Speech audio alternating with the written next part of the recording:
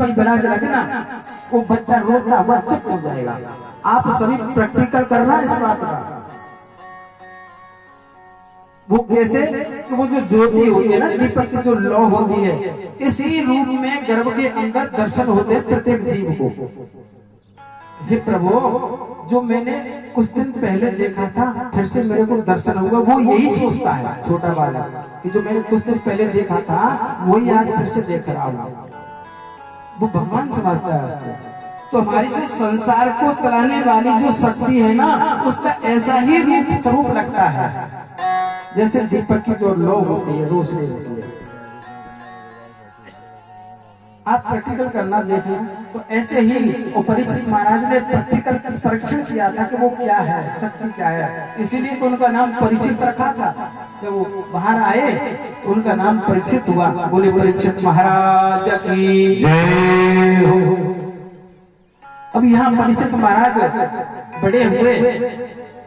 महाभारत के बाद जब सभी पांडव परीक्षित महाराज को राज देकर के जाने लगे और कहने लगे, हे पुत्रो, ये राजपाट आप संभालो, अब इसको आप निर्वाह करना, हम जाते हैं अपने धाम को, तपस्या करेंगे, हिमालय में चले गए थे। पर एक बात का ध्यान रखना कि दुष्ट महाराज ने कहा था, हे पुत्रो, इस महल के अंदर एक जो मकान है ना, एक जो कमरा है, इसका जो ताला लग रहा है, इसको कभी मत खोलना, इसको कभी मत खोलना। तो परीक्षित महाराज ने कहा, ठीक है भाई, नहीं खोलेंगे। तो ऐसे कह करके और ऐसा करना कि आपके पास जो भी धन आए ना, उसमें से आप 10% दान भी करना। वो शिक्षा दे के गए थे अपने पुत्र को कि बेटा, तुम्हारे पास राजकोष में जो धन इकट्ठा हो उसमें से 10% दान भी करना, दशांश। बोले ठीक है पिताजी।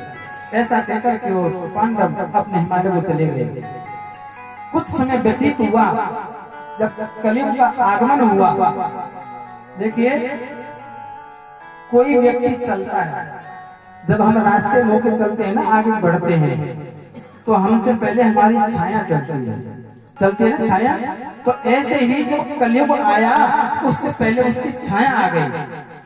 तो जैसे छाया आई तो परीक्षित महाराज के बुद्धि में विकार होना शुरू हो गया था। उनके मन में ये ध्यान नहीं रहा कि मेरे पिता मना कर गए थे, फिर भी मैं उनकी आज्ञा का अवहेलना कर रहा हूँ, मैं बात को नहीं मान रहा हूँ, आज्ञा का पालन नहीं कर पा रहा हूँ। जब हमारा बुरा समय प्रारंभ होता है ना, वो कब होता है, कब समझना चाहिए, जब हम अपने बाप की आज्ञा का पालन नहीं करते हैं, तो समझ लेना कि हमारा वक्त, बुरा वक्त शुरू होने के लिए जा रहा है। हम पिता की आज्ञा का पालन नहीं करेंगे तो ये समझ लेना कि हमारा बुरा वक्त आरंभ हो चुका है। कोई ना कोई घटना होगी।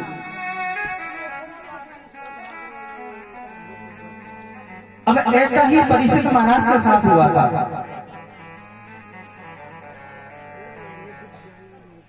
तो उनकी कलयुग की छाया से ही और उनके बुद्धि में विकार हो गया और सोचने लगे कि हमारे जो पिताश्री हैं, हमारे पूर्वज हैं, इस महल को खोलने की क्यों मना करके गए हैं।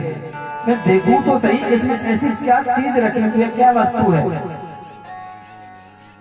तो जैसे देखा जाकर के खोला तो उसमें सोने का मुकुट रखा था, बहुत बड़ा था, भारी था। एक ही कमरे में एक ही मुकुट था सोने का। परीक्षित महाराज ने सोचा कि मुकुट के लिए मना क्यों करके गए, तो मुकुट तो राजा के पास होना चाहिए, वो भी सोने का, तो अच्छी बात है, होना भी चाहिए राजा के पास मुकुट। पर वो समझ नहीं पाए परीक्षित महाराज, क्योंकि कलयुग का प्रभाव आ गया था।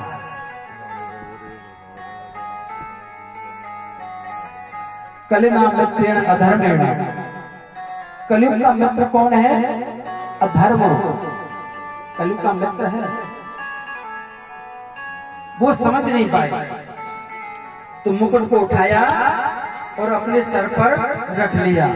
सर पर रखने के बाद सोचने लगे अब हम राजा हो गए, अब हम जंगल को चलते हैं घूमने के लिए। तो जैसे ही परीक्षित महाराज जंगल को जाने लगे तो रास्ते में उन्होंने देखा कि एक गाय और बैल, उनको मारने के लिए एक काला पुरुष दौड़ रहा है। गाय रो रही है, दबा रही है, बैल के 3 पैर टूटे हुए हैं, एक पैर पर खड़ा है। अब परीक्षित महाराज को देख करके और ज्यादा रोने लगे, हे महाराज हमारी रक्षा करो, हमारी रक्षा करो। महाराज का तो राज था वो। अब यहाँ परीक्षित महाराज ने कहा कि मेरे राज में और ये अधर्म मैं नहीं होने दूंगा, गाय को कौन मार सकता है मेरे सामने। और जाकर के परीक्षित महाराज ने धनुष पर बाण चढ़ा दिया और छोड़ने लगे।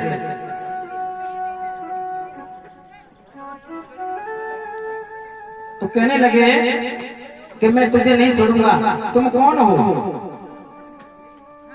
तो काला पुरुष था, वो था कलयुग, और जो गाय थी वो माता पृथ्वी थी, और जो बैल था वो धर्म था।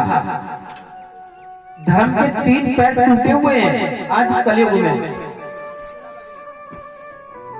सत्य, दया और तप, ये 3 पैर टूटे हुए हैं इस कलयुग में।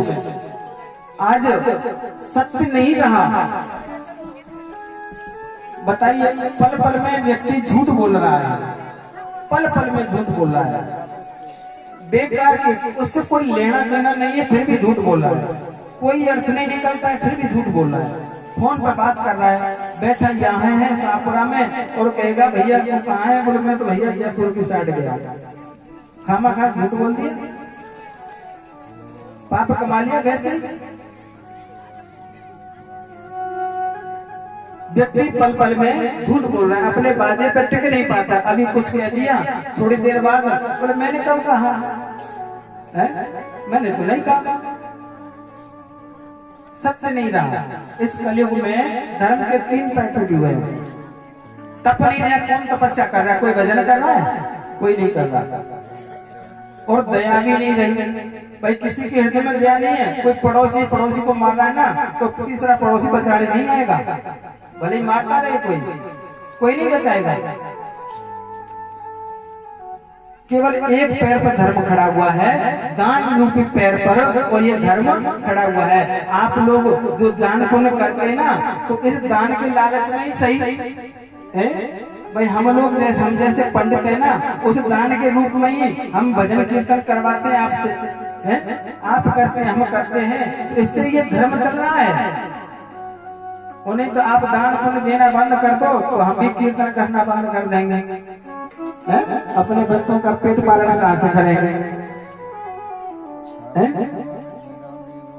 भाई ये दान रूपी जो पैर है ना, इसी पर खड़ा हुआ है धर्म आज। बोले जय श्री कृष्णा, जय श्री कृष्णा। अब कलयुग कहने लगा कि प्रभु मुझे क्षमा करें, मेरी रक्षा करो, मेरी भी रक्षा करो, मेरा समय आ चुका है। बोले आप कौन है? कि मैं कलयुग हूँ, मेरे 3 भाई जा चुके हैं, अब मैं आ रहा हूँ।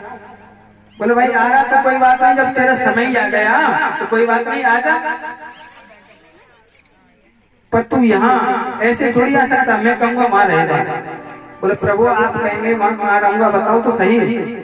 बोले जहां रहना, जहां जुआबाजी होती हो, जहां जुआ खेलते हैं, ऐसे व्यक्तियों के पास रहना। जहां ताश खेलते हैं उनके पास रहना। जो मदिरापान करते हैं उनके पास रहना। जो हिंसा करते हैं उनके पास रहना। जो व्यभिचार करते हैं उनके पास रहना। तो बोल प्रभु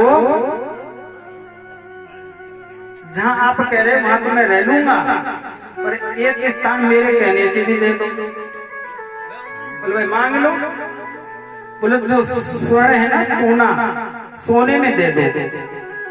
अब वो महाराज परीक्षित तो भूल गए थे उनके सिर पर सोने का मुकुट रखा है। बोले ठीक है भाई, सोने में दिया। तो जैसे ही परीक्षित महाराज ने कहा और कलियुग आकर के उनकी बुद्धि में ही बैठ गया, सोने में बैठ गया, सिर पर बैठ गया कलियुग आकर के। बोले जय श्री कृष्णा। जय श्री कृष्ण। कनक कनक ते सोमुनि और मादक का अधिकार, ये खाए बोराय है, ये पाए बोराय। कनक नाम धतूरे का भी है और कनक नाम सोने का भी है। सोने को भी कनक कहते हैं। कनक कनक ते 100 गुनी, धतूरे से 100 गुना ज्यादा जहर है सोने में।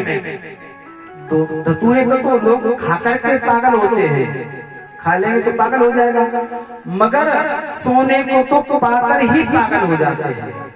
हाथ में लेते ही पागल हो जाएगा। किसी के पास 2-4 किलो सोना दे दो तो वो किसी को नहीं समझेगा, वो समझो पागल हो गया। तभी तो कहा है कनक कनक ते 100 गुनी। फिर ऐसे अब कहूं कि नहीं कहूं, मेरे मुंह में एक बात आ गई, कह दो। माता बहनों आपको बुरा तो नहीं लगेगा?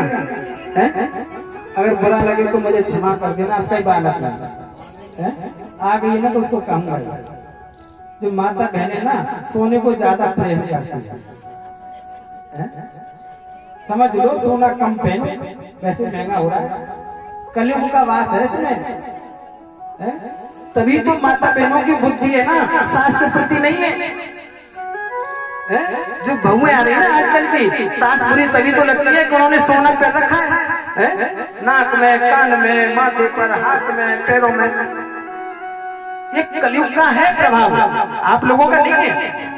एक बार आप बिना सोने के, बिना जेवर के आप रहिए, आपके मन को देखना कैसा लगेगा, और फिर सोना पहन के देखना आपका मन कैसा हो जाएगा। प्रैक्टिकल कर लेना इस बात का आप लोग। भाई आप सोचेंगे महाराज जी ऐसे कह रहे हैं, ये भी देख लेना, क्योंकि सोने में कलयुग का वास है। इसीलिए माता बहनों की बुद्धि है ना सास बहू में होती रहती है, वो तकरार होती है। वो कहते हैं मैं कम थोड़ी हूँ, वो कहेगी मैं थोड़ी कम हूँ, मेरा भी बाप पैसे वाला है। पर नहीं, ऐसा नहीं होना चाहिए। सास, हमने कल ही बताया था, सास तो सास होती है, साहस भी होती है और साहस भी होती है। बहू बेमाने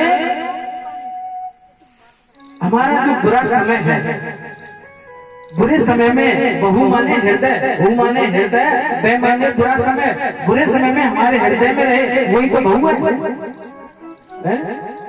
हर समय हमारे हृदय में बसी रहे वही तो बहू है। तो ये बात सोचनी चाहिए हर स्त्री पुरुष को। पुरुष को भी सोचना चाहिए कि हमारे जो पुत्र वधू आई है ना, वो बेचारी बेटी है, किसी की कोई बेटी हमारी बेटी है, हमको भी रखना चाहिए। पर कई लोग होते हैं वो दहेज के लिए, आजकल देखा हुआ इस कलयुग में कैसे कैसे खेल हो रहे हैं। कोई दहेज के लिए मार रहा है, कोई बिना बात ही मार रहा है। कई बार तो सास ससुर का कोई दोष नहीं है, फिर भी उसको फंसाया जा रहा है। सास ससुर ठीक है पर बहू फिर भी उसको जबरदस्ती जेल पहुंचा रही है। तो नहीं, ऐसा नहीं होना चाहिए। संस्कार को अपने औलाद में। बोले जय श्री कृष्णा।